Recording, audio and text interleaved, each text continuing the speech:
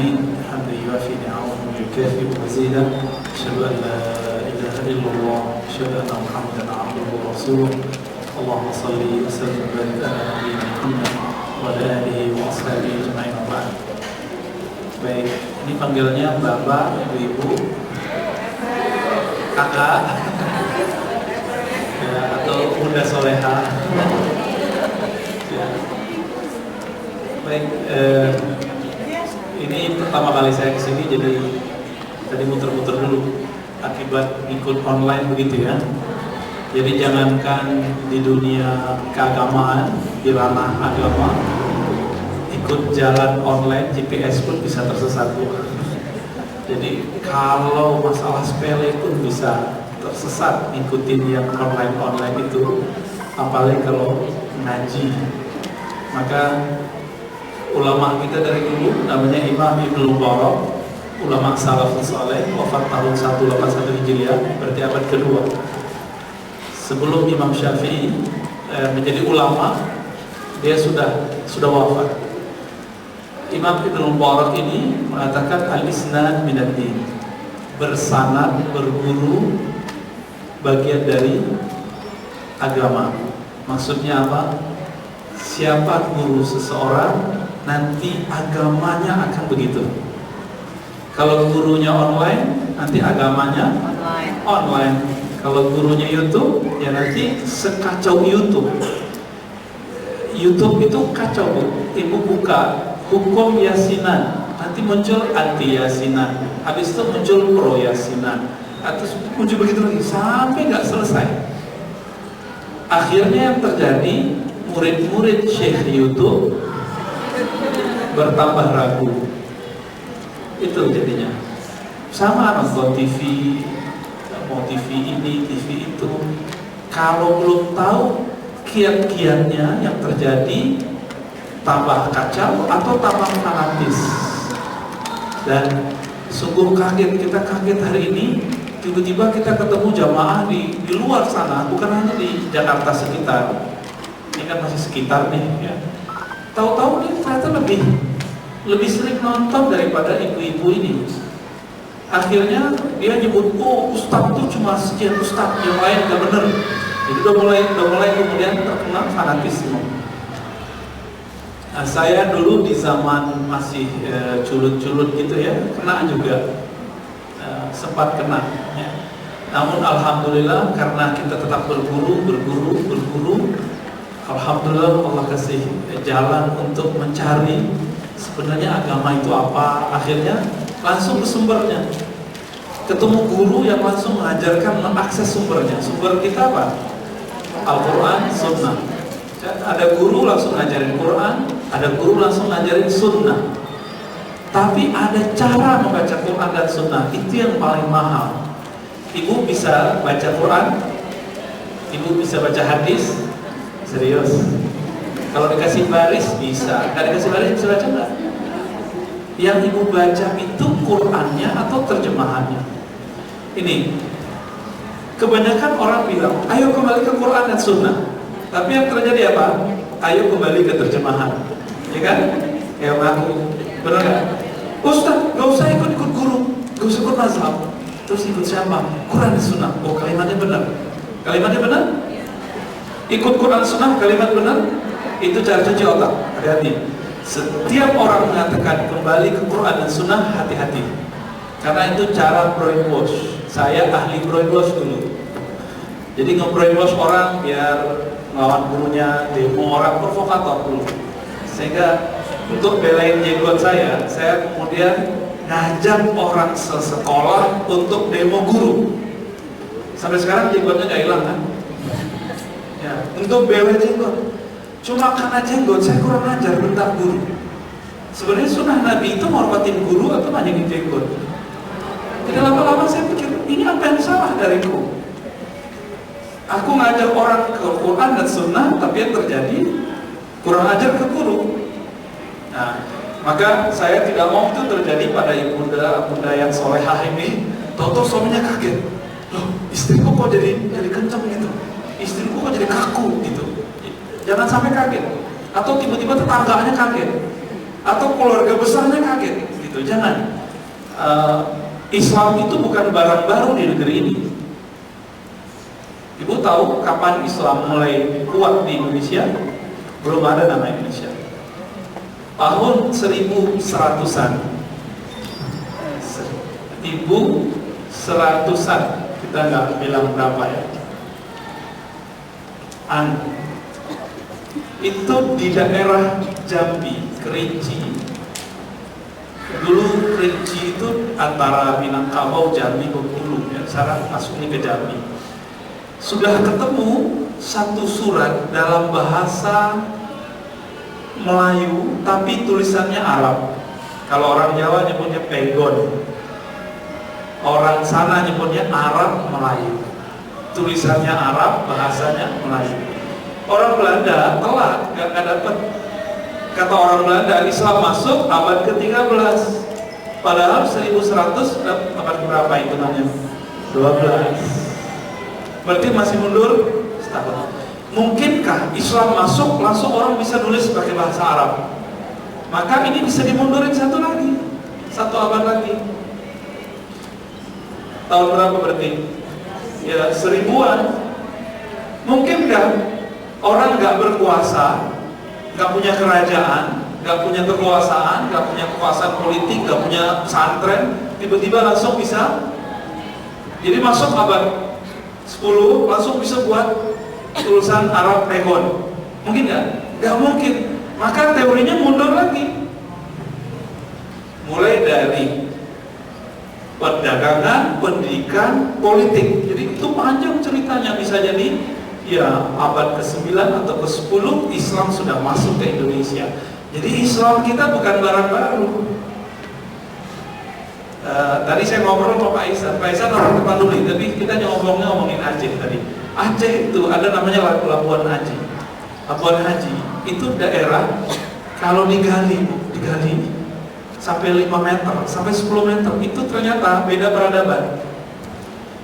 Arkeologis, barang-barang kuno. Jadi ketemu di situ koin Arab, Turki, koin Gujarat, koin Cina. Bahkan di situ ada bekas-bekas Yahudi Kristiani lama. Udah lama tuh. Makanya orang Aceh wajahnya campur-campur kayak orang Betawi. Orang Betawi kan campur, Arab ada, Cina ada, Sunda ada, Jawa lengkap. Semuanya ada Melayu apalagi. Jadi dulu Jakartanya Indonesia itu adalah Aceh, dan Islam sudah berkembang di sana. Di zaman-zaman tahun 80-an, 70-an, Jakarta itu disebut kota gereja, Bu. Orang kalau berhenti bus, gereja apa gitu, jadi yang kenainya teriaknya gereja.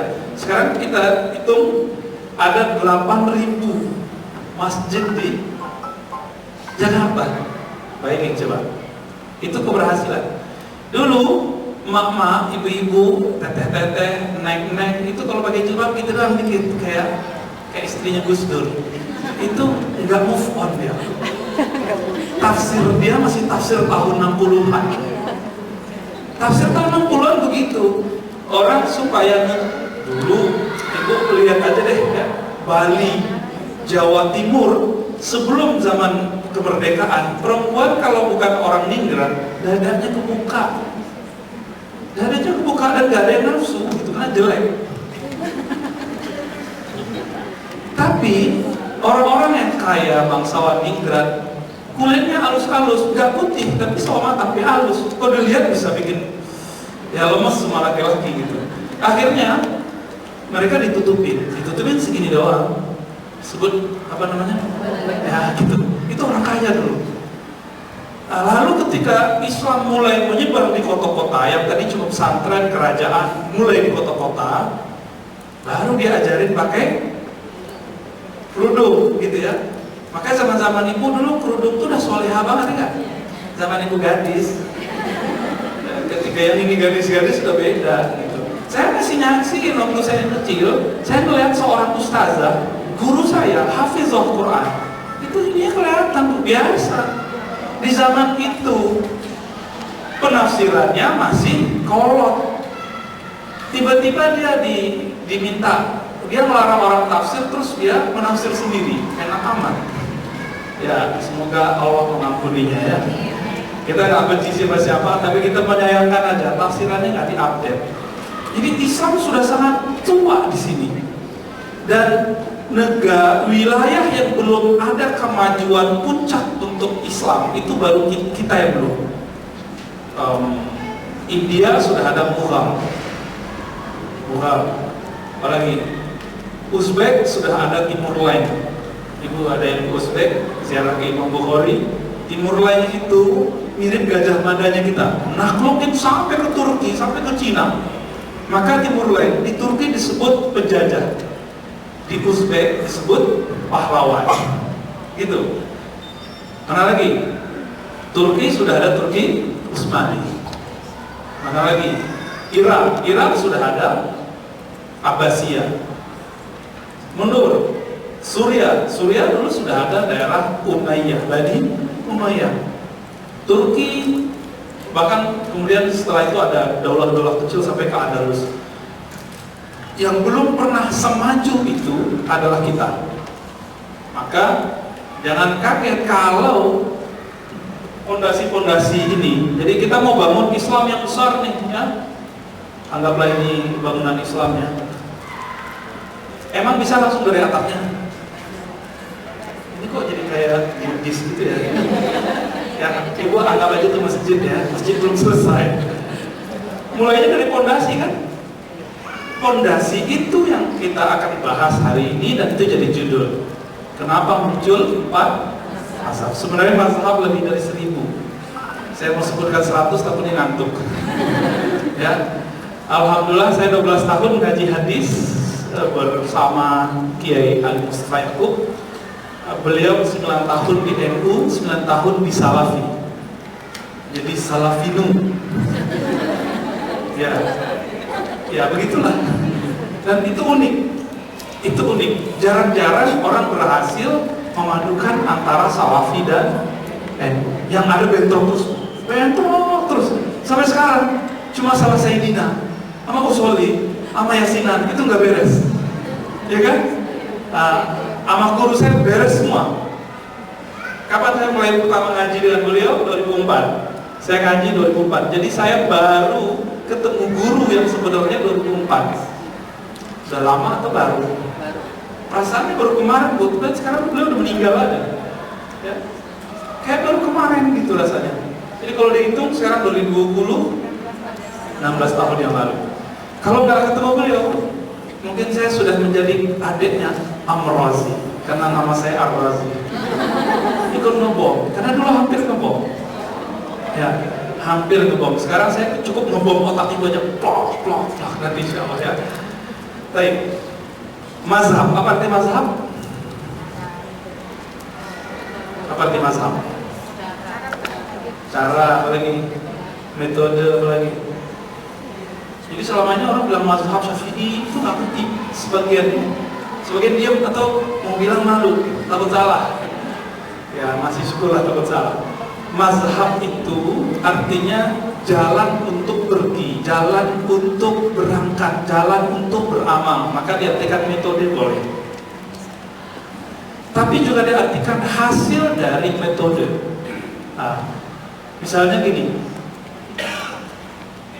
Kalau buka surat 5 ayat 6, ada yang mau buka? Ibu, saya izinkan buka handphone. Buka aja handphonenya Bu, tapi yang ada Qur'annya loh ya. Surat 5 Al-Ma'idah ayat 6. Nanti kita coba lihat. Ini praktek bermazhab, bahwa mazhab itu bukan barang asing. Sebenarnya mazhab itu biasa-biasa aja. Cuma karena orang salah paham tentang mazhab, maka pada anti mazhab. Ketemu Al-Ma'idah ayat 6. Ketemu? Ya, kalau Ustaz Ihsan hafal. Ya, merem aja langsung ketemu. Ya, ketemu? Sudah? Oke, baik.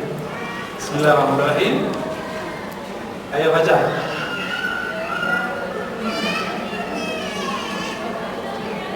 Ya. Yang kencang Bu. Saya mau dengar Ibu baca. Baca ayatnya dulu berarti. A'udzu billahi minasyaitonir rajim.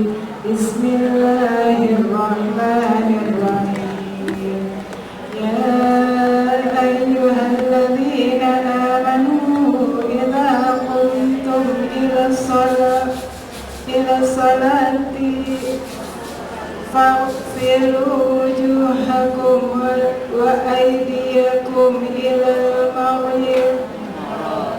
إلى المرافق وامسحوا برؤوسكم وأرجلكم إلى الكعبين وإن كنتم جنبا فطهروا وإن كنتم مرضى أو على سفر أو جاء أحد منكم من الغائط أو أسحتم أو لامستم النساء فلم تجدوا ماء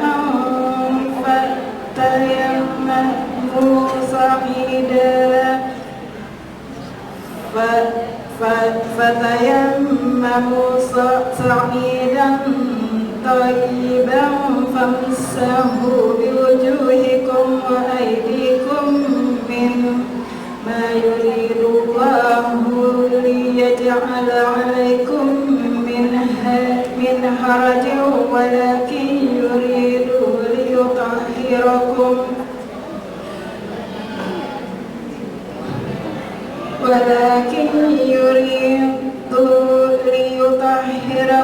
وليتم نعمته عليكم لعلكم تشكرون. Sadaqallah. Terima kasih Bu Bapak. Oke, coba lihat, ini praktek mazhab. Bahwa mazhab itu bukan buatan imam. Bahwa mazhab, jadi poin pertama yang terus tulis adalah mazhab adalah ajaran Nabi Sallallahu Alaihi Wasallam, muncul di zaman Nabi Sallallahu Alaihi Wasallam. Siapa yang kemudian melakukan mazhab itu? Sahabat. Oke. Ayatnya, wahai orang beriman, jika kamu hendak melaksanakan sholat, maka faghsilu wujuhakum, maka basuhlah mukamu. Oke, terus saya mau nanya, muka ibu yang mana, Bu? Ini kan jilbabnya macam-macam nih. Ada yang dagunya ditutup, ada yang enggak. Itu mazhab, Bu. Bagi yang ibu, misalnya yang dagunya ditutup, maka ini wajib dibasuh. Bagi yang ngikutin imam, jadi itu dari sahabat sendiri muncul bahwa yang sudut wajah itu cuma segini doang. Tapi sebagian ulama yang lain masukin, itu sudah mazhab dan itu ada di hadis. Ya, sahabat-sahabat itu berbeda pendapat mengenai itu. Riwayat-riwayat tadi, ya. Terus itu baru satu. Apalagi wa aidi ilal marafiq. Kenapa Allah tambahin marafiq? Marafiq artinya sikut. Jadi marafiq artinya apa? Sikut. Tangan-tanganmu sampai ke sikut, karena ini juga disebut tangan. Maka ketika ada ayat mengenai potong tangan untuk orang yang maling yang sudah sampai kriteria tertentu, itu dipotong tangan bisa jari doang, itu tangan juga. Ulamanya sudah berbeda pendapat jadi 4 jari, pergelangan, sikut, semuanya tangan. Sampai ke situ disebut tangan. Itu udah 4, Bu. Itu muncul di kalangan tabi'in, ulama murid sahabat. Ulama murid sahabat. Murid sahabat berarti masih salaf. Salaf berarti masa terdahulu.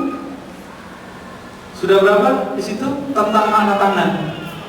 Berarti tidak semua tangan yang wajib, cuma sampai ke sikut. Jadi tangan yang di atas nggak wajib kena. Kalau kena boleh, bahkan disunatkan. Oke, sudah. Ini praktek bermazhab. Satu lagi, kalimat berikutnya, wamsahu bi ru'usikum. Nah, ini penting lagi nih. Usaplah, bukan diguyur loh, Bu, ya. Usaplah, berarti sebenarnya sangat praktis. Ibu kalau habis berwudu itu jilbabnya nggak akan jadi kayak orang jorok gitu, enggak, karena cuma mengusap, bukan. Nah, kalau orang kita kan guyur gitu ya, jadi airnya pindah. Padahal bukan, dia cuma memindahkan kelembaban lalu diusap. Wamsahu, wamsahu itu kita gini. Tapi gimana cara wamsahunya? Wamsahu biru'usikum, usaplah kepalamu. Kok yang dipahami sekarang rambut? Ayo, yang benar rambut atau kepala sih? Kenapa di dalam kitab-kitab fikih disebutkan minimal 3 rambut? Karena rambut tumbuhnya di rambut yang mana? Bukan rambut yang di sini, Bu. Rambut yang bukan di sini, tapi rambut yang di sini atau yang di sekitar, yang tumbuh dekat langsung. Jadi yang dimaksud itu kepala sebenarnya. 3 rambut adalah 3 akar rambut, gitu. 3 akar, bukan rambut yang muncul-muncul ke depan itu, bukan, ya. Oke. Sekarang masalahnya cara musapnya gimana?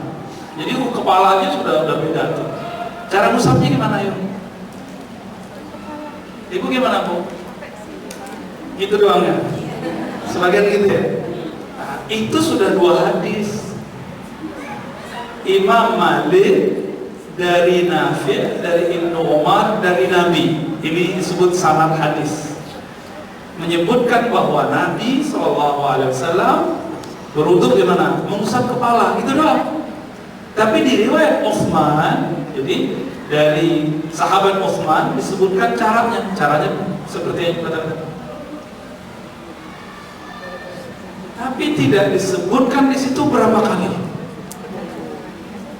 Nggak disebutkan berapa kali. Lalu Imam Syafi'i dapat riwayat bahwa Nabi berwudu 2 kali, 2 kali, 3 kali, 3 kali, sekali. Berarti ada sekali, ada 2 kali, 3 kali. Dan tidak disebutkan kepala berapa kali. Inilah perbedaan ulama salaf. Berasal dari perdebatan sahabat Nabi memahami perbuatan Nabi. Tiba-tiba kawan saya sekarang bilang, kalau 3 kali di kepala bid'ah, berarti dia nggak paham hadis. Itu nggak paham mazhab. Pokoknya hadis seperti ini. Hadis itu dipakai oleh ulama mazhab. Maka ulama mazhab, imam mazhab itu maknanya adalah imam yang menggunakan hadis Nabi. Jadi kalau dia nggak pakai hadis Nabi, nggak disebut mazhab. Jadi yang paling mengerti hadis siapa? Imam mazhab atau imam masjid? Ya, oke. Itu sudah 2 mazhab. Jadi sebenarnya ibu ini berwudu kebanyakan diusap begitu atau cuma ceret gitu. Ya kalau di rumah ya. Kalau di sini kan enggak. Ini memang gitu doang. Ayo, mau pakai yang mana? Ketika ibu memilih, itu namanya bermazhab. Enggak Ustaz, saya ikut hadis. Ya hadis itu hadis ulama mazhab. Gitu. Imam Malik lebih dulu dari Bukhari. Imam Malik itu wafat tahun 179 Hijriah. Ustaz gak usah ikut Imam Malik, ikut Imam Bukhari aja. Loh, Imam Bukhari itu baru lahir tahun 194. Ini Imam Bukhari ini. Bukhari ini Imam Malik. Jadi sekarang itu logikanya kebalik-balik. Kenapa? Si ustadznya, si jamaahnya gak ngerti sejarah. Belajar hadis, tapi dapatnya hadas. Pemikirannya berhadas tuh. Masa? Itu buang aja, gak usah ikut Imam Malik, gak usah ikut Syafi'i. Kenapa? Kita berbukhari aja. Loh, Imam Bukhari itu berguru ke muridnya Imam Malik. Saya nama gurunya? Gurunya namanya Qutaibah. Qutaibah, kecil amat ya. Saya bedain ya. Qutaibah.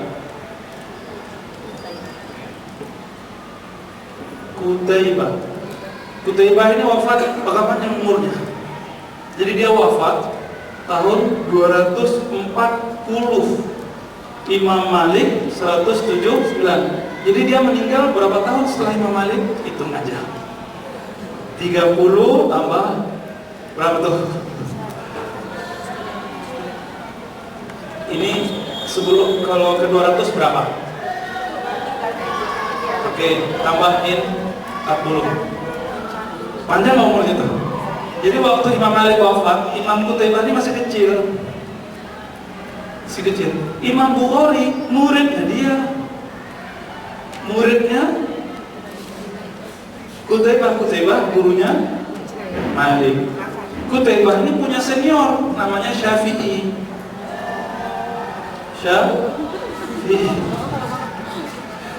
Jadi Syafi'i lahirnya tahun 150, wafatnya 204. Nah, ini penting. 204 wafat. Maka Imam Qutaibah itu ya murid dari temannya Imam Syafi'i. Bahkan Imam Bukhari ini punya guru lain, murid Imam Syafi'i, namanya Humaydi. Itu tertulis dalam kitab Sahih Bukhari. Cuma orang kalau nggak ngerti sejarah, cuma lihat namanya, tapi nggak tahu siapa namanya, siapa orangnya, dia lahir di mana. Dulu kan nggak ada KTP, Bu.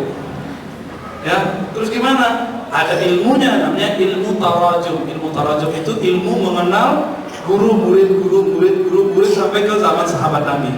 Dan kami 12 tahun, saya dari 2004 kerjaan itu di pesantren, ya, pesantren mahasiswa. Alhamdulillah. Jadi kenal. Jadi ketika ada orang bilang, gak usah ikut Imam Syafi'i, langsung aja ke Bukhari. Lalu itu namanya turun derajat. Kalau dalam hadis ikut Imam Bukhari, tapi kalau dalam ilmu hukum Islam, cara beramal fikih, cara sholat, cara sujud, cara wudhu, itu tinggal pilih ikut Syafi'i atau ikut Imam Malik atau Hanbali, siapa gitu ya. Sudah mulai paham? Ya, jadi sebenarnya bermazhab itu membuat kita keluar dari Quran dan Sunnah kan? Enggak, justru bermazhab itu cara pintas, sepintas online, sepintas YouTube, secepat YouTube untuk dekat kepada Al-Quran dan Sunnah. Ibu kalau mau ke Quran dan Sunnah, Al-Quran turun tahun berapa? Yo, 13 tahun sebelum hijrah. Oke, kita hitung ya. 13 tahun sebelum hijrah. Angka 13 sudah ada, Bu. Minus 13. Terus Nabi hijrah. Sekarang berapa tahun ini? 14, 41. Tambahin 14, 41 tambah 13. Gak usah pikirin kapan Mahdi turun, gak usah pikirin kapan Nabi Isa muncul. Pikirin ini dulu ya. 14, 41 tambah 13. Itu jarak kita dari Quran. Jarak kita dengan ayat pertama turun, Iqra. Maka bahasa Arab sekarang itu berbeda cara memahaminya dengan bahasa Arab zaman itu. Coba ibu baca Al-Alaq, Iqra bismi rabbik, bacalah dengan nama. Yang terbayang dengan itu apa? Bersamaannya. Padahal maknanya bukan gitu. Iqra bismi rabbik, bi-nya hilang kalau diterjemahan sebenarnya. Bacalah nama Tuhan, gitu. Itu udah beda terjemahan. Makanya zikir Nabi pertama kali nyebut nama Allah aja. Nama Allah siapa? Ya Allah. Nyebut nama Allah aja itu zikirnya. Yang sekarang dianggap bid'ah oleh sebagian kawan saya. Jadi saya itu agak merasa geli-geli gimana gitu dengan orang yang mencoba bilang gak usah bermazhab. Oke, sekarang ibu yang sudah pusing melihat tahun-tahun wafat, saya kasih yang mudah ya. Ini yang mudahnya, sengaja biar ibu pusing dulu. Masa saya doang pusing tahun 2004? Ibu sesekali pusing. Dan saya mulai kacau itu tahun 1997. Baru ketemu dulu 2004. Lama nggak tuh? Lama nggak ngacaunya? Lama saya pernah mengkafirkan banyak orang. Mengkafirkan guru-guru dari 97 sampai masih kecil udah ngaji, tapi kemudian merasa pintar sendiri. Nah, dan saya nggak mau itu terjadi nanti di ibu-ibu yang soleha ini atau anak-anaknya nanti, nggak mau terjadi. Oke, yang paling gampang ya, yang paling gampang. Hadis Sahih Muslim nomor pertama. Nah, ini adalah cara saya untuk masuk di satu tempat yang baru. Nabi didatangi oleh seorang yang berbaju putih, rambutnya sangat hitam, orangnya sangat gagah sekali, mirip kayak Nabi Yusuf. Tapi Nabi bilang gini, Yusuf itu gagahnya, gantengnya baru separuh gagah. Bisa bayangin, Nabi Yusuf itu kalau dilihat perempuan, itu perempuan lupa diri. Tapi kalau melihat Nabi, bukan hanya gemes melihat Nabi, tapi kemudian orang tembus sampai ke surga neraka. Kalau melihat Nabi Yusuf enggak, nah itu ujian Nabi Yusuf. Maka cowok-cowok yang cakep-cakep itu pasti diuji seperti Nabi Yusuf diuji ya. Semoga saya selamat Bu, karena saya kurang cakep juga. Oke. Kurang berarti ada dikit loh. Satu kali Nabi SAW didatangi oleh orang yang mirip dengan Yusuf. Orang itu tiba-tiba masuk. Orang Arab itu pasti nggak pakai taksi, nggak pakai Grab. Karena zaman itu belum, benar nggak? Nggak ada. Yang paling ada kuda sama onta. Onta itu harum atau bau? Bau. Tuh yang pernah minum air. Onta nggak apa-apa. Ipis onta, ngapain diminum? Itu hadis riwayatnya udah pisah antara dua imam. Imam Malik bilang boleh, Imam Syafi'i bilang haram. Guru murid kadang hadisnya sama kok. Kenapa kok imamnya dua beda? Karena Imam Malik bilang itu untuk harian boleh. Kata Imam Syafi'i, bukan gitu Tuan Guru. Hadis itu digunakan hanya untuk obat. Sesuatu yang najis ketika darurat boleh dipakai. Jadi guru sama murid sudah beda. Maka disebut mazhab Malik, mazhab Syafi'i. Dan semuanya itu ulama ahli Quran dan ahli Sunnah. Jadi kalau orang belajar Quran dan Sunnah, dia pasti siap berbeda. Siap beda dengan model jilbab, siap beda dengan cara wudhu, cara sholat. Yang penting rukuk rakaatnya sama. Ya, saya saking rajinnya nih, sholat subuhnya 3 rakaat gitu, nggak begitu ya? Oke. Tiba-tiba orang itu muncul, kata Umar, kami nggak kenal siapa dia. Umar itu mirip kayak lembaga yang punya data semua nama kita, data kependudukan, namanya apa Bu? Saya nggak tahu, biasanya ibu yang ngurus itu ya. Itu Umar punya bakat itu, dia hafal semua orang di Madinah. Dan dia lihat, kita nggak kenal siapa nih orang. Terus dilihat bajunya, ini orang habis naik kuda, onta atau apa, kelihatan Bu kalau naik kuda gimana, naik onta bau dikit gitu. Dan ini nggak ada bau, juga nggak ada. Ya, ibu pakai mobil aja, itu pasti belakangnya ada. Ya, benar nggak? Pakai motor, lain lagi ceritanya, ada buku dari depannya. Itu beda-beda semua. Dan Umar lihat, ini enggak juga. Dia nggak naik pun onta, nggak naik kuda, terus naik apa? Umar boleh curiga. Jangan-jangan kalau nggak dari timur, barat, selatan, utara, dari atas. Umar udah mulai curiga. Apa pertanyaannya? Pertanyaannya 4, tapi kita gabung jadi 3. Mungkin ada yang sudah ikut kajian saya di luar, dan ini sudah kita rekam sebagian di YouTube ya. Pertanyaan pertamanya, Islam. Apa itu Islam? Masih kan? Cerita itu? Kayaknya pada lupa ya. Kebanyakan makan micin kayaknya.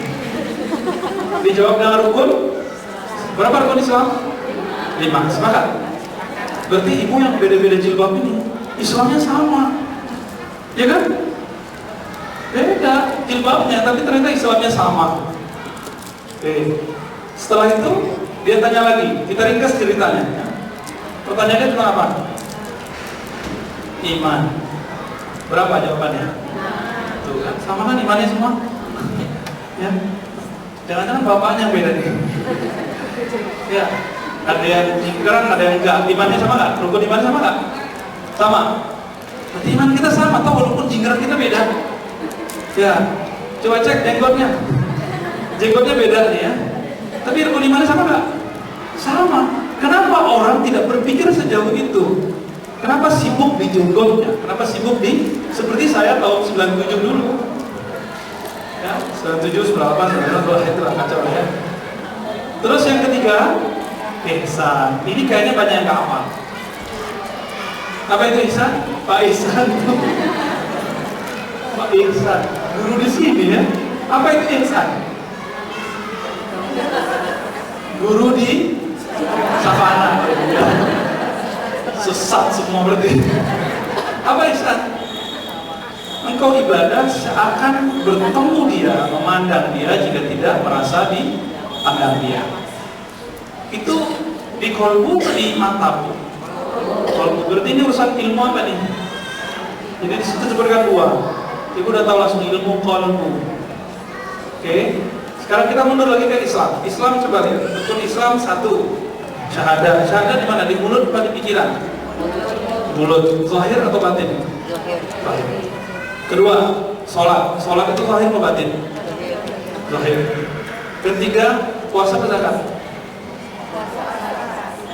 Ini ikut FAQ ini ya, nggak ikut hadis. Di hadisnya menyebutkan zakat dulu, tapi boleh ya. Secara hukum fikih boleh menyebut syahadat, sholat, puasa. Tapi secara hadis zakat dulu. Secara hadis zakat dulu. Semua hadisnya begitu, nggak ada lagi yang lain. Ibu bisa cek beberapa hadis, kita bisa uji. Ya. Terus baru yang keempat puasa, yang kelima naik haji atau umrah. Ya. Semuanya fisik kan? Yang puncaknya haji. Kalau nggak sehat, nggak wajib. Nggak punya duit, nggak wajib. Berarti kaitannya dengan fisik semua. Maka ilmu al-Islam itu ilmu yang zahir-zahir. Ilmu yang zahir itu disebut dalam Islam dengan ilmu fikih. Ilmu fikih.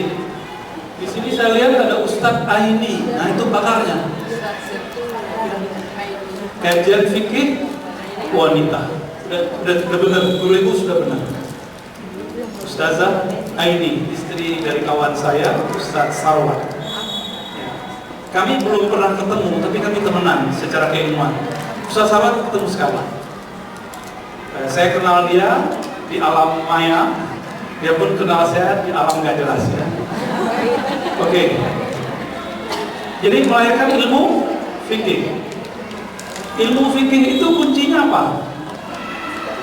Kata kunci ilmu fikih, sah, lawannya apa? Batal. Kalau nikah, apa kata saksinya? Sah, gitu ya. Berarti ilmu fikih. Guru kita bilang, jadi ada ibu ini sholat waktu kecil, sholat padahal lagi haid. Kan ada yang orang udah SD, dia udah haid. Boleh nggak sholat? Nggak boleh, tapi dia sholat, maka sholatnya sah kan? Oke. Maka ngomongnya wajib atau wajib ini kawannya ada 5, ada 4. Wajib, sunat, boleh, makruh, haram. Jadi ini lawannya banyak, ada 5 semua. Apalagi yang paling seksi hari ini, sorry ini kalimat saya gunakannya, sunnah versus bid'ah. Nah ini yang paling ramai hari ini. Benar kan? Sunnah, bid'ah, ya. Sehingga adalah gelar Ustadz Sunnah gitu. Ustadz Ihsan kayaknya nggak masuk deh. Ya bener ya? Nggak masuk dia, kopi hitam soalnya. Itu Ustadz Ihsan Ustadz apa dong? Ustadz bid'ah dong. Padahal sunnah itu bukan label ustaz, dan sunnah itu bukan hukum. Maka banyak ustaz hari ini belum pantas jadi ustaz. Mohon maaf, ini kalimat perlu kita munculkan karena saya guru mereka sebagian. Saya kan dosen S3. Jadi ustaz-ustaz itu kuliah S3. Loh ini tuh yang bilang sunnah bid'ah. Ya? Kita lihat, emang nggak ngerti, nggak bisa bedain antara hukum yang 5 dengan kriteria suatu masalah fikih. Apa sunnah? Apa itu bid'ah? Kita mau survei cepat. Ayo Bu, apa itu sunnah? Yang ada sunnah, dari bid'ah dulu. Bid'ah apa Bu? Tidak pernah Nabi. Nabi nggak pernah pengajian hari ini. Bid'ah dong. Dalam ibadah. Oke, Nabi pernahkah beliau sholat pakai sajadah? Ibnu Abbas mengatakan sholat pakai sajadah nggak boleh. Kenapa? Nabi tidak pernah sholat pakai sajadah. Ibadah lo ya? Ibadah. Gimana? Ayo, jangan-jangan selama ini kita salah arti semua. Pantesan menolak mazhab karena tidak mengerti bid'ah. Oke, kita ulangi ya. Apa itu bid'ah? Yang tadi gugur, definisi yang barusan gugur. Definisi berikut, apa lagi? Mengada-ngada, terus? Gak sama kayak tadi. Mengada-ngada. Setiap Jumat, Utsman mengada-ngada sholat Jumat dengan azan 2 kali. Apakah Utsman pelaku bid'ah? Ibadah lo ya? Ayo gimana Bu? Tidak sesuai, oke, dengan ajaran Al-Quran dan Sunnah. Masalahnya, yang punya kriteria sesuai itu siapa? Ustadz kayak saya yang bodoh atau imam yang hebat itu? Imam Malik, Imam Syafi'i, atau ustadz yang doktor LCMA? Yang mana? Siapa yang punya hak untuk mengatakan sesuai? Maka kalimat itu betul-betul sangat butuh polemik, memunculkan polemik lama. Oleh karena itu, bid'ah kita cek ya. Imam yang sering disebut Imam Syekhul Islam, namanya Ibnu Taimiyah. Siapa namanya? Ibnu Taimiyah wafat bukan salaf, dia setelah salaf. Wafat tahun 728 Hijriah. Salaf kan? Salaf itu 300 ujungnya. Ini 700. Namanya siapa? Ibnu Taimiyah. Apa kata dia? Bid'ah itu bukan yang Nabi nggak lakukan, bukan. Bid'ah itu yang tidak ada dalilnya secara syariat. Pertanyaannya, yang disebut dalil itu apa? Al-Quran, kayak lagi. Bukan hadis, sunnah. Kalau hadis ibu repot, itu harus ke Korea supaya hidungnya mancung semua. Karena hidung Nabi mancung dalam hadis. Ya, bukan ikut hadis, tapi ikut sunnah. Apa arti sunnah? Sunnah itu artinya ajaran Nabi. Kalau hadis, semua berita tentang Nabi, sebelum lahir, setelah lahir, sebelum jadi Rasul, setelah jadi Rasul, bahkan setelah jadi Rasul, setelah meninggal. Cerita tentang Nabi, berita tentang Nabi disebut dengan hadis. Jadi tolong diganti kalimatnya, Quran dan Sunnah, bukan Quran dan hadis. Bisa bedain? Hadis artinya berita, hadis. Jadi orang Arab ngomong hadisun al-yaum, obrolan kita hari ini, berita kita hari ini, gitu kata orang Arab. Jadi kalau ibu bisa bahasa Arab, tonton itu TV-TV Arab, mereka akan ngomong gitu, hadisun al-yaum, hadisun al-ghad, hadisuna, gitu ya. Ahadis. Jadi artinya berita. Oke, rambut Nabi gimana? Rambut Nabi itu ikal terus panjang apa? Nutupin ini, maka telinga Nabi ketutup separuh. Jadi Nabi punya ini nggak kelihatan. Apa namanya? Oke, itu bisa bahasa Indonesia berarti ya. Itu nggak kelihatan. Kalau sekarang Ustaz rambutnya panjang, pertama ibu katakan apa? Beda zaman kok. Ini yang kita sebut hadis. Maka hadis itu tidak mesti sunnah. Nabi kalau jalan cepat, ibu kalau jalan cepat, copot semua jilbab. Oke, beda hadis dengan sunnah? Beda, sangat beda hadis dengan sunnah. Oke, maka bid'ah, coba diulangi, segala sesuatu yang tidak ada dalil syariatnya. Dalil apa aja? Al-Quran. Yang nomor 2, sunnah. Oke, saya mau tanya, waktu zakat, ibunya pakai duit atau pakai beras? Ada duit atau beras? Nabi pernah pakai beras nggak? Enggak. Oh, Nabi nggak lakukan loh ya. Ahli bid'ah dong? Enggak. Maka muncul yang ketiga dan keempat, Hukum yang ketiga dan keempat, ijma, kesepakatan ulama. Nomor 4, qiyas. Ya, dulu di zaman Imam Abu Hanifah abad kedua Hijriah, orang yang pakai qiyas dianggap melawan sunnah, padahal tidak. Jadi dulu Imam Abu Hanifah dianggap ustadz anti sunnah dulu. Tapi sekarang apa kata Abu Hanifah dulu? Zakat fitrah boleh dengan yang senilai. Maka sekarang ibu kalau cuma pakai pencet-pencet doang di handphone, apa maksudnya itu? Mobile banking boleh menurut Imam Abu. Tapi Imam Abu Hanifah selama 13 abad, 12 abad dianggap sesat atau minimal dianggap salah. Ternyata sekarang dipakai baik oleh ustadz sunnah ataupun ustadz bid'ah. Ya, sama-sama pakai hari ini. Jawabannya tanya ustadz itu, dia pakai duit. Padahal imamnya dia, Imam Ibnu Taimiyah melarang.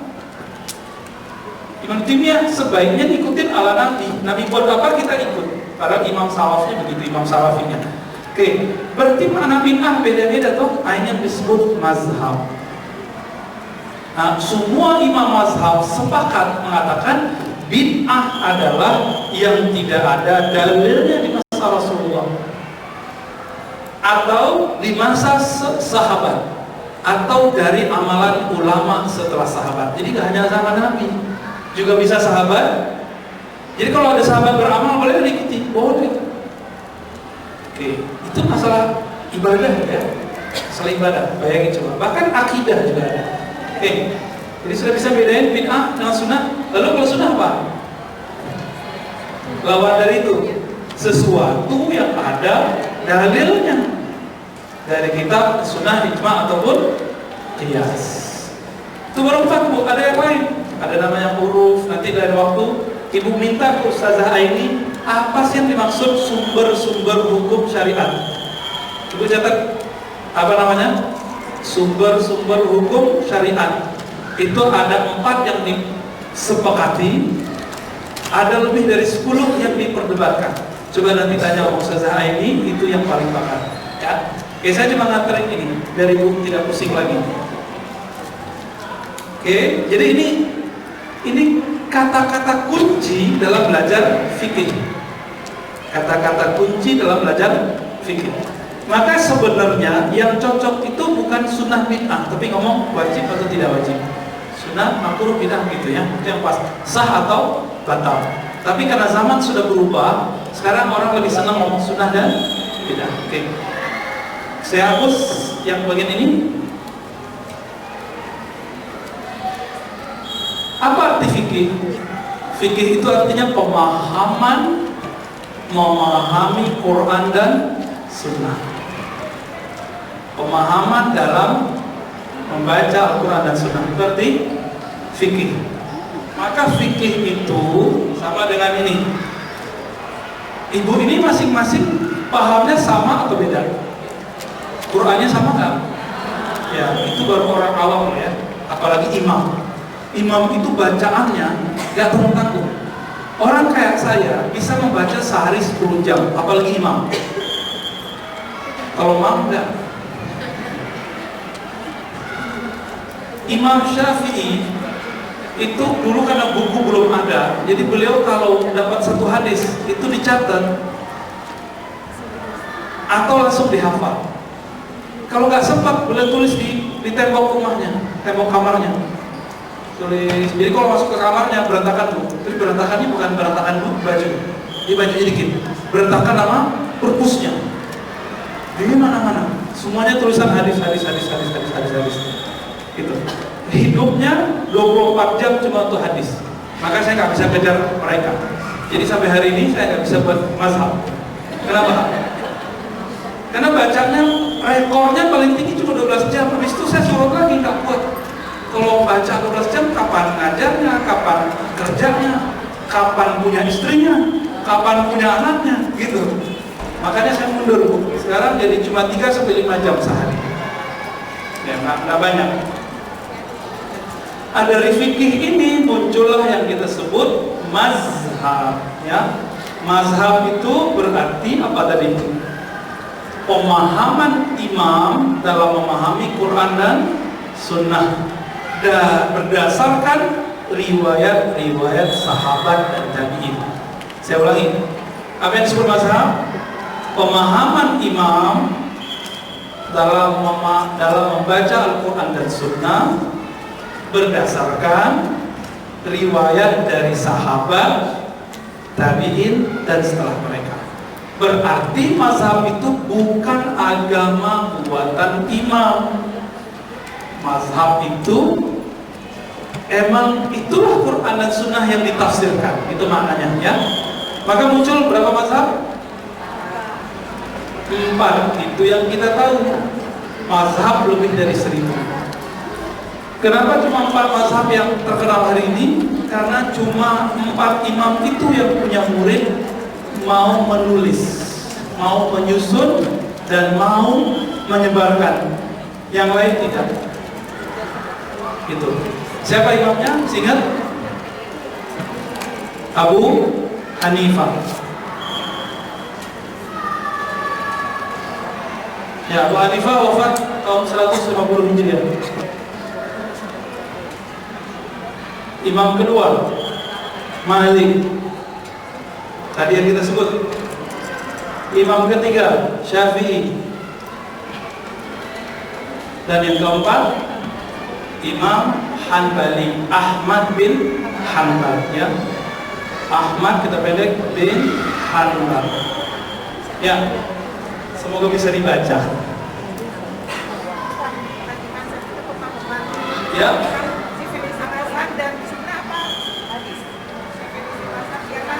Oh, definisi mazhab ulang lagi. Oke, saya ulang lagi definisi mazhab. Mazhab itu pemahaman imam dalam membaca Al-Quran dan Sunnah, bukan hadis. Al-Quran dan Sunnah berdasarkan riwayat sahabat. Berarti pemahamannya dari mana? Dari sahabat atau tabi'in atau setelah mereka. Itu. Abu Hanifah ketemu sahabat, Malik ketemu sahabat, Syafi'i nggak ketemu sahabat, ketemu muridnya sahabat. Nggak ketemu juga murid yang tua-tua, ketemunya yang kecil-kecil doang. Imam Ahmad nggak ketemu. Nah, bagian terakhir yang mau saya sampaikan, udah setengah 11 ya. Mazhab Abu Hanifah atau Hanafi, di mana kita dapat temui? Ibu sudah ke Turki? Sebagian? Semoga yang belum cepat ke sana ya. Mazhab Hanafi sekarang diamalkan oleh ulama Turki. Kebanyakan ulama Turki ada di Suriah tapi nggak merata, ada di Mesir nggak merata. Yang merata itu di Turki. Mana lagi? Uzbek, Afghanistan, bukan Afgan yang penyanyi itu. India. Nah, ini 4 negara yang paling banyak mengamalkan mazhab Hanafi. Maka kalau ada orang ikut mazhab Hanafi, dia telah ikut Quran dan Sunnah. Gitu. Jadi sekarang rumusnya, kalau ini ikut Quran Sunnah, sebenarnya cara pintasnya adalah bermazhab. Itu yang benar. Itu yang saya baca dari orang-orang bermazhab. Tapi dari 97 sampai 2004-2005 saya nggak percaya mazhab, karena gurunya dulu otodidak, baca buku sendiri. Dulu kan Google belum terkenal ya. Google kan belakangan perkenalan. Oke. Ibu kalau pergi ke kampung Imam Bukhari di mana? Di Uzbek. Uzbek itu sekarang kebanyakan bermazhab Hanafi. Jadi kalau sholat bismillahnya nggak kenceng, bahkan aminnya nggak dikencengin. Walaupun kalau dia kenceng pasti orang Indonesia. Ya, kita sholat di Uzbek, terus sholat juga di Turki. Kawan saya ini emang suaranya kenceng. Walaupun kita di soft nomor 10 Bu, kira-kira ya. Dia kenceng sering, amin. Itu orang yang sholat, yang tadi ngeliat kok agak gini-gini dikit Bu. Kita ngerasain. Pada nggak risih, nggak nyaman, pada risih. Tapi mereka jadi senang. Oh, masjid ini sering dikunjungi oleh orang Indonesia. Itu ciri khasnya. Nah, itu nama masjidnya Masjid Ayyubiyah. Di situ ada perkarangan, sekitar situ ada tempat bersejarah sahabat Nabi Abu Ayyub Al-Ansari. Oke. Kalau di Uzbek lebih banyak. Sudah sahabat, ada tabi'in, ada imam, banyak sekali. Oke. Malik, di mana masa Malik dapat ditemui? Di Mekah ada sebagian, di Hanafi juga ada di Mekah sebagiannya, tapi nggak di dalam Masjidil Haram lagi, di luar. Yang paling banyak itu di daerah Tunis, Aljazair, Maroko, Prancis. Setelah itu kalau sholat di Masjid Gong Mos namanya di sana, di Gong Mos itu kalau terjemahnya Masjid Al-Jami, Masjid Agung. Di sana pakai mazhab Malik. Itu daerah mana sebut tadi? Libya, Tunis, Aljazair, Maroko. Daerah mana tuh? Yang barusan Afrika. Afrika kan? Baru kemudian Prancis. Oke. Kalau Syafi'i di Mekah masih banyak, tapi bukan di dalam masjid, bukan imam masjid sekarang. Karena semenjak 1924 Mekah dilarang kecuali satu mazhab, cuma mazhab Hanbali. Jadi baru kemarin sore, tahun berapa? 1924. Jadi hanya satu mazhab yang dapat ditemui sekarang di perkarangan Masjidil Haram. 1924 itu Saudi baru lahir. Jadi lebih duluan merdeka Saudi daripada Indonesia. Indonesia tahun berapa? 1945. Jadi duluan dia. Oke. Nah, mazhab Syafi'i itu bisa ditemui banyak di sekitar kota Mekah. Terus daerah di Saudi namanya Ihsa, bagian utara. Ihsa. Tapi di situ campur-campur, ada orang Syiah, ada orang Ahlussunnah, campur-campur. Oke, mungkin belum paling jauh paling Taif ya. Mungkin yang paling jauh jalan di sini pakai umroh plus Taif gitu, dekat ke Taif itu. Baik, Syafi'i yang paling banyak di mana? Di Mesir, di Yaman, Suriah, Lebanon, Yordan. Terus baru pindah ke kita. Semua wilayah Nusantara, mulai dari Thailand, Patani sampai ujung Papua, semuanya Syafi'i. Baru masuk lagi sekarang mazhab baru, namanya mazhab yang nggak mau disebut mazhab, yaitu Salafi. Baru masuk.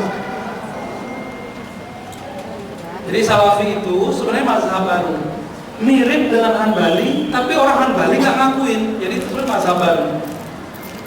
Ciri khas Salafi anti mazhab yang lain.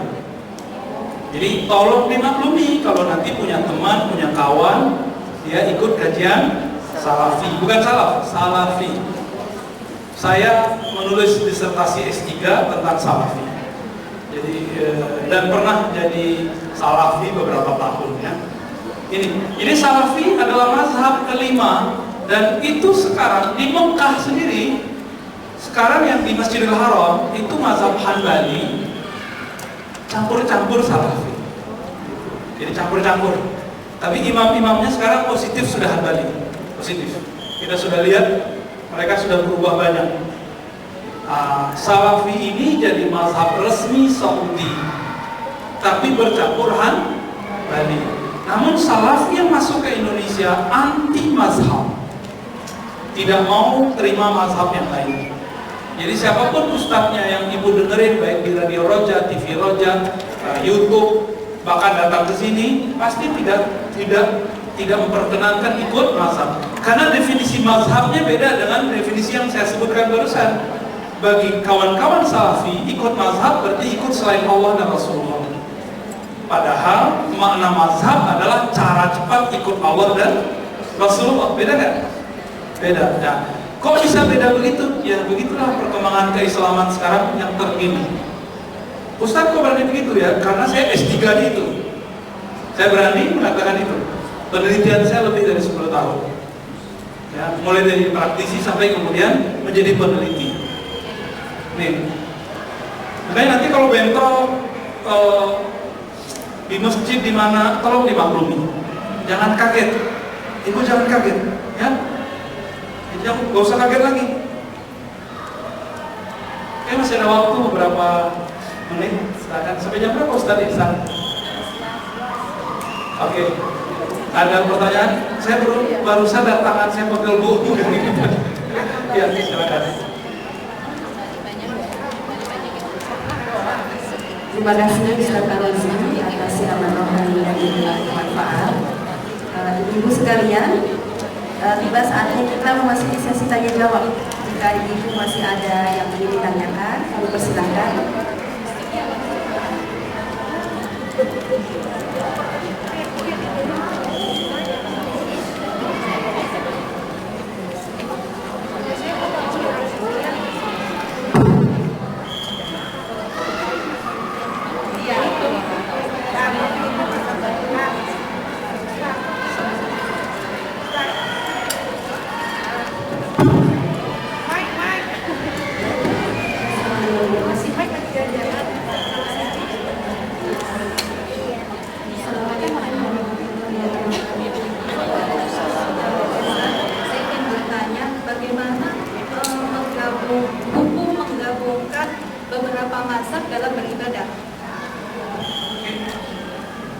Ya, pertanyaan bagus. Bagaimana hukum menggabungkan beberapa mazhab dalam ibadah? Menggabungkan beberapa mazhab itu ada istilahnya, namanya talfiq. Apa namanya? Talfiq. Talfiq itu lafadha yufiqu talfiqan, menggabungkan. Menggabungkan itu boleh dengan satu syarat saja, tidak menggampang-gampangkan agama, tapi beramal sesuai zuruf. Zuruf itu keadaan dan tempat. Misalnya, ibu lagi di mana misalnya? Ibu jalan terjauhnya kemana? Eropa. Eropa, oke? Bayangan saja sudah nyampe di depan Eiffel. Ya, alhamdulillah Allah izinkan saya 2 kali ke sana. Ya, dakwah ke sana 2 kali. Di sana kebanyakan Maliki dan Hanafi. Syafi'i cuma orang Indonesia, Malaysia dan Singapura atau Brunei ya. Di sana kita kalau mau makan nih, ibu nanti akan kaget-kaget karena di resto-resto orang Hanafi itu ada satu kayak cuka itu kita anggap khamar, kita anggap dia tua, tapi bagi mereka enggak. Boleh nggak makan? Kalau nggak makan itu makan babi sampingnya, ya sampingnya babi, babu, babe, babe nggak bisa dimakan, bu, marah dia nanti kalau dimakan ya. Itu gimana? Maka kita kalau di sana boleh ikutin Imam Abu Hanifah dalam persoalan makan. Kecuali ibu udah ketemu resto Nusantara, gitu ada. Nanti ibu ke sana. Kalau enggak, caranya cukup makan kebab aja. Tapi kebab di sana beda dari sini ya. Jadi itu haram. Kan kita sebut itu tua, bagi mereka seperti cuka. Mirip-mirip kayak orang Cina punya cuka itu loh, apa namanya? Ayo, saya nggak bisa sebut bu. Ciu gitu ya. Itu ada ulama yang membolehkannya karena perdebatannya mirip kayak tape. Untuk tape, orang kampung saya sebut tapai ya.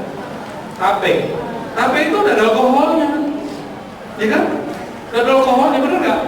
Emang semua ada alkohol haram? Nah, disitulah perdebatannya. Jadi sebenarnya orang Indonesia aslinya secara ilmu fikih tidak boleh makan tape. Nah, makanya ada Syafi'i berkembang. Jadi pemahaman memahami Al-Quran dan Sunnah itu berkembang. Qurannya nggak boleh berkembang, Sunnahnya nggak boleh berkembang, pemahamannya boleh berkembang. Itu yang disebut dengan ijtihad. Apa arti ijtihad? Pemahaman atau analisa terbaru dalam memahami Al-Quran dan Sunnah. Disebut apa? Ijtihad. Oke. Maka di Indonesia ada NU Muhammadiyah. Itu coba lihat, Salafi baru berdiri tegak secara kenegaraan di Saudi 1924. Muhammadiyah sudah 1912, lebih tua secara nasional ya. NU 1926. Muhammadiyah punya tim ijtihad namanya tim tarjih. majelis tarjih.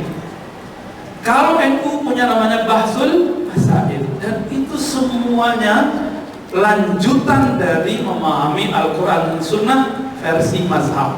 Bedanya apa? NU terus terang mengatakan ikut mazhab, sedangkan Muhammadiyah tidak anti mazhab, tapi tidak meninggalkan mazhab. Maka bagi saya sebenarnya ibu sudah cukup tuh ikut NU Muhammadiyah, itu sudah cukup, ya, sudah cukup sebenarnya. Tapi kalau nggak mau jadi imam aja sendiri, ya, sebenarnya sudah cukup menurut saya, ya. Jadi ibu tuh nggak usah pusing. Dari kecil sebenarnya udah saya lihat buku-buku fikih dari SD, SMP itu isinya Syafi'i semua. Tapi Syafi'i ada versi Muhammadiyah, ada versi NU, dan itu nggak beda-beda jauh. Beda cuma basmalah sama kunut tuh. Selebihnya sama usuli paling. Ya itu bedanya di situ. Perbedaan cetek itu kenapa kita rame, ya. Jadi boleh kan? Boleh dengan satu syarat, tidak menggampang-gampangkan. Secara keilmuan nanti dialognya ada lagi, tapi takutnya ibu pusing dan pecah kepalanya. Karena nanti ada contohnya, ada satu paket amalan yang tidak boleh ditalfik, dicampur-campur, itu ada. Nanti saya cerita di waktu lain kalau kita panjang. Amin. Siapa lagi? Tadi ibu di sini, ke belakang, silakan.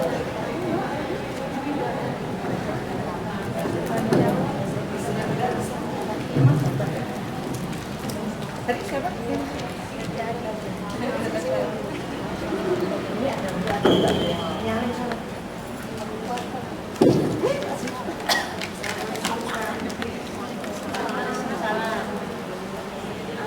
Kita tuh kadang bingung ya, apa namanya? Semangat bu. Aduh. Kita bingung dalam memahami bukan mazhab itu ya tadi ya. Mazhab. Terus tadi Ustaz kan disertasinya S3 tentang Salafi. Bisa nggak Ustaz menceritakan apa kesimpulan dari ini? Oke, ya. Pengen jalan pintas kan?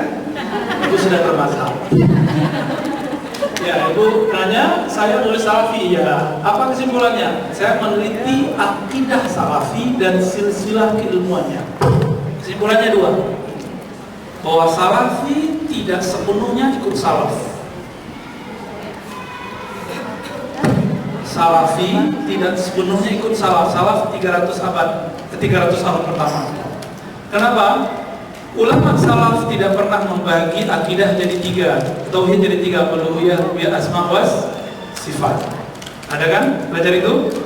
Uluhiyah, rububiyah, asma wa sifat itu tidak dibagi oleh ulama salaf. Itu ijtihad Imam Ibnu Taimiyah. Berarti Ibnu Taimiyah membuat sesuatu yang Nabi tidak buat? Iya. Apakah disebut bid'ah? Tergantung isinya. Apakah isinya sesuai dengan Quran dan Sunnah? Jika iya, tidak disebut bid'ah. Jika tidak sesuai, disebut bid'ah. Nah, itu panjang lagi bu ceritanya. Ibu baca sendiri nanti bukunya ya. Itu pertama. Artinya apa? Di Salafi sendiri, jangankan ibadah, akidah pun ada yang baru. Ada yang diijtihadkan. Nggak pakai Quran, nggak pakai Sunnah juga ada. Bahkan pakai hadis dhaif ada. Kita coba lihat.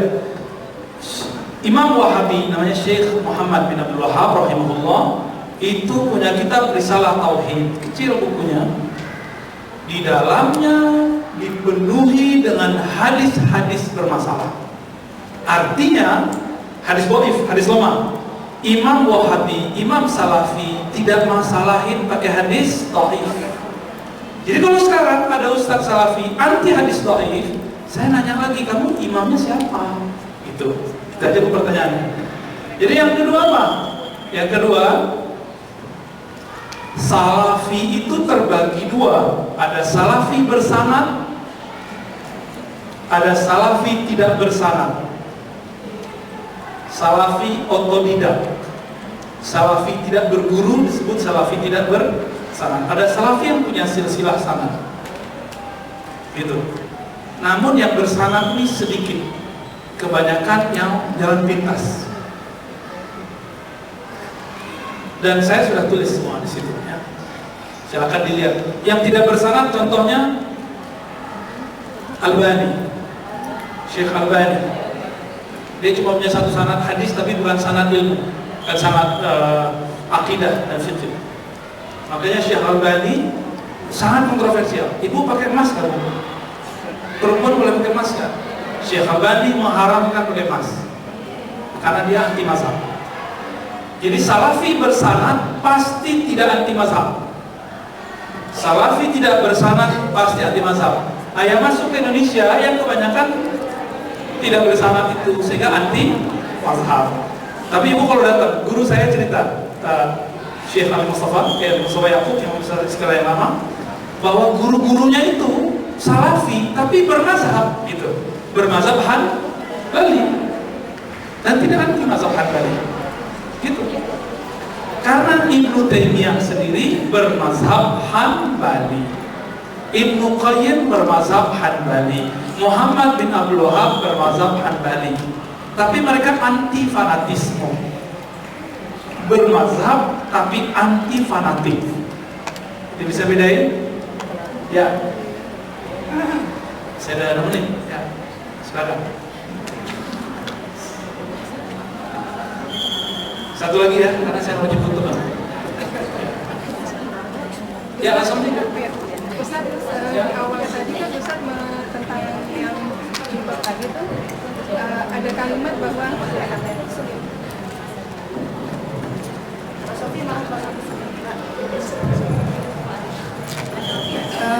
di awal tadi yang Ustaz sebutkan tentang penafsiran kerudung, Ustaz ada kalimat bahwa beliau belum move on. Nah, saya terpikir dengan kalimat itu belum move on, berarti penafsiran itu boleh berkembang atau itu pertanyaannya? Iya. Oke, baik. Apakah penafsiran berkembang? Sekarang kita harus tahu dulu apa yang disebut tafsir. Tafsir samakah tafsir dengan Quran? Tafsir Quran. Quran itu dari Bismillah Al-Fatihah sampai Minal jinnati wan nas, surat kan? Itu Quran. Tafsir itu artinya penjelasan terhadap Al-Quran. Siapa yang jelasin? Yang pertama Nabi. Setelah Nabi siapa? Nabi wafat, sahabat Nabi. Sahabat Nabi wafat, tabi'in wafat, tabi'in. Dan itu berlanjut sampai hari kiamat. Maka banyak yang salah tafsir, mengatakan Imam Mahdi, Imam Dajjal. Imam Mahdi dan Dajjal misalnya tahun sekian, itu bisa salah, dan beberapa kali salah dari beberapa abad yang lalu. Jadi dulu sudah ada yang prediksi tahun sekian muncul, nggak ada yang keluar Pak. Yang keluar asap doang keluarnya. Nah, ini yang disebut tafsir. Jadi tafsir itu adalah, Ibu boleh terjemahin, masukin ke pikiran aja langsung. Tafsir adalah penjelasan Al-Quran dan Sunnah. Siapa yang menjelaskan? Oleh siapa? Nabi, terus siapa tadi? Sahabat, terus dan imam-imam setelahnya sampai hari kiamat. Maka tafsir berkembang per zaman. Berkembang terus. Tapi Qurannya nggak boleh berkembang. Kalau yang bilang Qurannya berkembang, liberal. Ya, nggak boleh berkembang. Pemahamannya boleh berkembang? Boleh. Pemahaman yang mana? Ada lagi dibagi. Pemahaman ayat-ayat yang zonni. Jadi ayat itu dibagi dua. Ada ayat yang qat'i, yang maknanya sudah jelas lugas. Itu nggak boleh dikembangkan lagi. Tapi ada yang disebut zonni. Apa arti zonni? Ayatnya jelas, tapi pemahamannya belum lugas. Inilah wilayah yang disebut wilayah tafsir. Contohnya, rokok ada nggak di Quran? Ada kan di Quran? Kalau suami ibu merokok, ini jawabannya. Biar ibu nggak stres tiap hari. Ada nggak rokok di Quran? Nggak ada. Lalu ulama yang mengharamkan pakai ayat mana? Pakai ayat surah Al-Baqarah, wala tulqu bi'aydikum ila tahlukah. Nanti nomornya tanya bahasa lisan. Jangan kamu mencampakkan dirimu, menjebak dirimu, membuang dirimu, membiarkan dirimu terpapar oleh tahluka. Apa arti tahluka? Kebinasaan. Merokok itu bikin orang sehat atau bikin sakit? Bikin mubazir atau bikin kaya? Itu. Maka ulama sebagian mengharamkannya. Tapi diprotes oleh ulama yang merokok. Sambil ngumpul-ngumpul dia ngomong, mana kalimat rokok di situ? Ada rokok nggak di situ kalimatnya? Gak ada. Makanya sampai hari ini gak bisa dipersatukan antara ulama anti rokok dan yang itu disebut mazhab. Jadi mazhab berkembang, penafsiran berkembang. Karena mazhab itu artinya penafsiran juga. Penafsiran itu ya mazhab. Oke?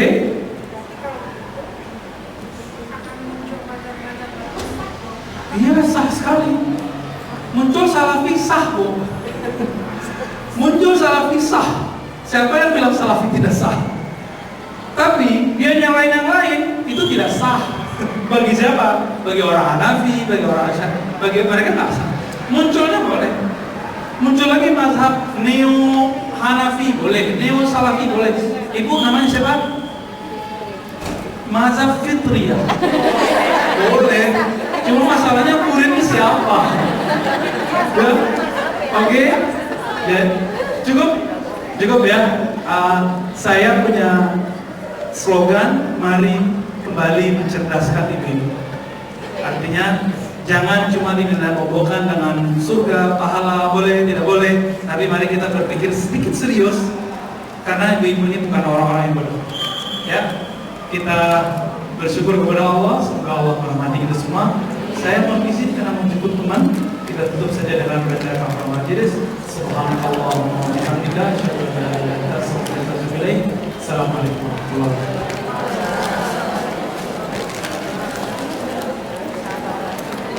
Baik Ustaz Tarmizi, terima kasih banyak atas siraman rohaninya. Sebenarnya kita pasti masih banyak sekali pertanyaan, tetapi sayang sekali waktunya terbatas Ustaz.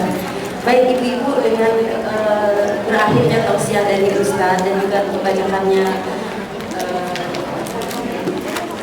doa kafaratul majlis, maka berakhir pula kajian kita pada hari ini. Terima kasih banyak atas kehadirannya. Wabillahi taufiq wal hidayah. Wassalamualaikum warahmatullahi wabarakatuh.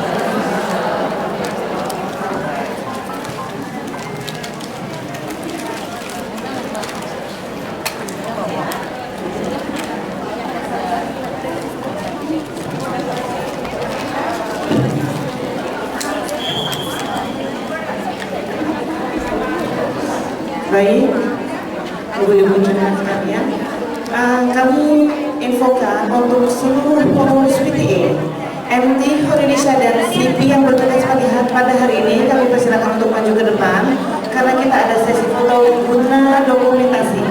Sekali lagi kami infokan, kami persilakan untuk PTA, MT dan CP yang bertugas pada hari ini untuk maju ke depan karena kita ada sesi foto guna dokumentasi. Terima kasih. Ibu-ibu jangan lupa ya, sampahnya dibuang ke tempat sampah yang telah kami sediakan.